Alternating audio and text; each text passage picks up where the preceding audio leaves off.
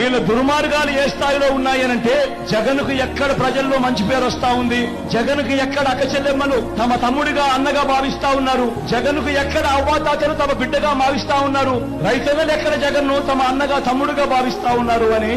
ఈర్ష్యపడి అవ్వాతాతలకు మొన్నటి దాకా ఇంటికే వచ్చే పెన్షన్లు కూడా రాకుండా చేసిన దౌర్భాగ్యులు వీళ్ళంతా అని చెప్పి కూడా గుర్తుపెట్టుకోమని అడుగుతా ఉన్నా. వీళ్ళ కుట్రలు ఏ స్థాయిలో ఉన్నాయి అనంటే 2 నెలలైపోయింది మీ బిడ్డ బటన్లు నొక్కి ఎన్నికల కోడ్ అని చెప్పి తీసుకొచ్చారు. తీసుకొచ్చిన తర్వాత మీ బిడ్డ నొక్కిన బటన్లకు కూడా